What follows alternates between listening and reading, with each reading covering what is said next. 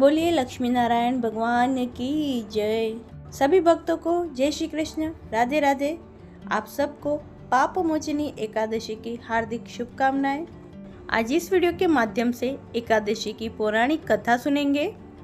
पाप मोचनी एकादशी तिथि 5 अप्रैल 2024 को रहेगी और पाप मोचनी एकादशी व्रत का पारण समय 6 अप्रैल को सुबह 6:05 से लेकर 8:37 के बीच रहेगा। तो आइए सुनते हैं पाप मोचनी एकादशी की व्रत कथा। युधिष्ठिर बोले, फाल्गुन शुक्ल पक्ष की अमल की एकादशी की कथा में सुन चुका हूँ।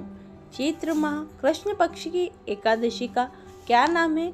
हे कृष्ण, उसकी क्या विधि है और इसका क्या फल है? श्री कृष्ण बोले, हे राजेंद्र, मैं पाप मोचनी एकादशी का व्रत कहूँगा, उसे सुनो। यही चक्रवर्ती मानदाता के प्रश्न करने पर लोमश ऋषि ने उनसे कहा। मानदाता बोले, हे भगवान, मैं लोगों के हित के लिए सुनना चाहता हूँ। चैत्र के कृष्ण पक्ष की एकादशी का नाम क्या है? उसकी क्या विधि है और क्या फल है? सो कृपा करके कहिए। लोमश ऋषि बोले, चैत्र कृष्ण पक्ष की एकादशी का नाम पाप मोचनी एकादशी है। यह पिशाच योनि को दूर करने वाली है। हे राज शार्दुल, कामना और सिद्धि को देने वाली, पापों को दूर करने वाली, शुभ फल और धर्म को देने वाली विचित्र कथा को सुनिए। प्राचीन समय में बसंत ऋतु में कुबेर का चैत्ररथ नाम का वन फूलों से सुशोभित था।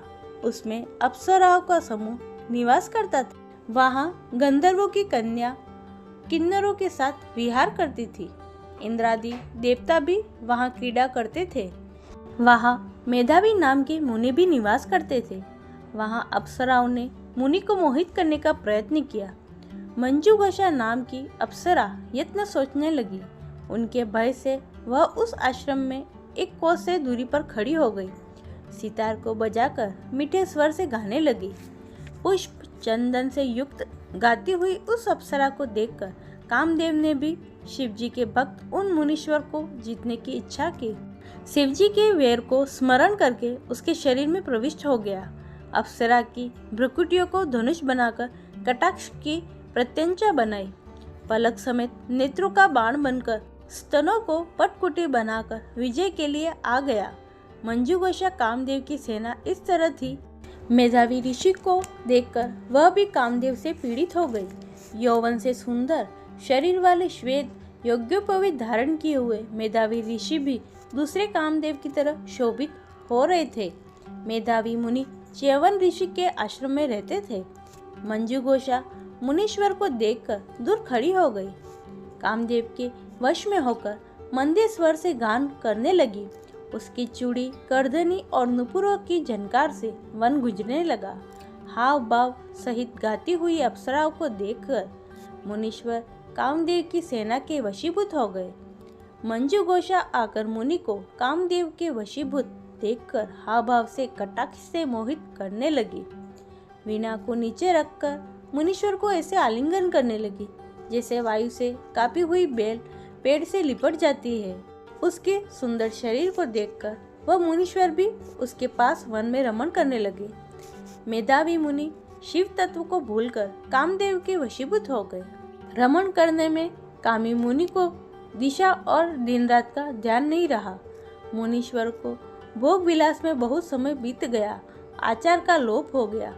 तब मंजुघोषा ने स्वर्गलोक जाने का विचार किया। चलते समय वह रमण करते हुए मुनि से बोली कि मुझे अपने घर जाने के लिए आज्ञा दीजिए। मेधावी बोले, हे सुंदर मुख वाली, तू आज संध्या को आई है। प्रातः काल तू मेरे पास निवास कर। मुनि के इस वचन को सुनकर वह डर गई। फिर उन मुनीश्वर के साथ विषय करने लगी। मुनि के शाप के डर से बहुत वर्षों तक रमण करती रही। 57 वर्ष 9 महीना 3 दिन व्यतीत हो गए, परंतु इतने दिन मुनि को आधी रात के समान मालूम हुआ। इतना समय बीतने पर अप्सरा मुनि से बोली, हे ब्राह्मण, मुझको घर जाने की आज्ञा दीजिए। मेधावी बोले, अभी तो सवेरा हुआ है, मेरी बात सुनो। जब तक मैं संध्या करूं तब तक तू यहाँ ठहर। मुनि के इस वचन को सुनकर वह डर गई। वह मुस्कुराकर विस्मित होकर बोली, विपेंद्र, आपकी संध्या का कितना प्रमाण है? वह समाप्त हुई ही नहीं। मेरे ऊपर कृपा करके गए हुए समय का विचार करिए। अप्सरा के इस वाक्य को सुनकर मुनि को बड़ा आश्चर्य हुआ। ब्राह्मण ने हृदय में ध्यान करके समय का अनुमान कर लिया और बोले, हे सुंदरी, तेरे साथ 57 वर्ष बीत गए। तप को बिगाड़ने वाली अप्सरा को काल के समान देखकर क्रोध से भरकर आंखों से आंख की चिंगारियां छोड़ने लगे। मन में विचार किया कि दुख से संचित किया हुआ मेरा तप इसने नष्ट कर दिया। क्रोध से मुनि के होंठ कांपने लगे और व्याकुल होकर बोले, तू पिशाचिनी है। हे पापिनी, हे कुलटे, हे पातक प्रिय, तुझको धिक्कार है। मुनि के शाप से दग्ध सुंदर भ्रुकुटी वाली अप्सरा नम्र होकर मुनि से प्रार्थना करने लगी, हे विपेंद्र, कृपा करके शाप को शांत करिए। सज्जनों का वचन और संग 7 कदम चलने पर ही फल देता है। आपके साथ मुझको बहुत से वर्ष बीत गए, इस कारण हे स्वामी, मेरे ऊपर कृपा करिए। मुनि बोले, हे बद्रे, मैं क्या करूं? तूने मेरा बड़ा भारी तप नष्ट कर दिया है। तथापि मैं तुझको शाप दूर होने का उपाय बताता हूँ, उसे सुन। चैत्र कृष्ण पक्ष में सब पापों का नाश करने वाली पाप मोचनी नाम की शुभ फलदायी एकादशी होती है। हे शुभ्रु, उसका व्रत करने से पिशाच योनि छूट जाती है। यह कहकर वो मेधावी पिता के आश्रम में चले गए। मेधावी को आया हुआ देख च्यवन ऋषि बोले, हे पुत्र, तूने यह क्या किया? सब तपस्या को नष्ट कर दिया। मेधावी बोले, मैंने अप्सरा के साथ रमण किया, ये बड़ा भारी पाप है। अब प्रायश्चित बताइए जिससे पाप दूर हो जाए। च्यवन ऋषि बोले, चैत्र के कृष्ण पक्ष में पाप मोचनी एकादशी होती है। हे पुत्र, इसका व्रत करने से पापों का समूह नष्ट हो जाता है। पिता के इस वचन को सुनकर मुनि ने इस उत्तम व्रत को किया। मुनि का पाप दूर हो गया और धर्मात्मा हो गए। यह मंजू घोषा भी इस व्रत को करके पाप मोचनी के व्रत के प्रभाव से पिशाच योनि से छूट गई। दिव्य रूप धारण करके वह सुंदर अप्सरा स्वर्ग को चली गई। लोमश ऋषि बोले कि पाप मोचनी एकादशी के व्रत का ऐसा प्रभाव है, हे राजन, जो मनुष्य पाप मोचनी का व्रत करते हैं उनके सब पाप दूर हो जाते हैं। हे राजन, इसके पढ़ने और सुनने से 1000 गोदान करने का फल मिलता है। ब्रह्म हत्या, गर्भ हत्या, मदिरा पान, गुरु स्त्री गमन आदि सब पाप इस व्रत के करने से दूर हो जाते हैं। इस व्रत के करने से बहुत पुण्य मिलता है। बोलिए कृष्ण कन्हैया लाल की जय।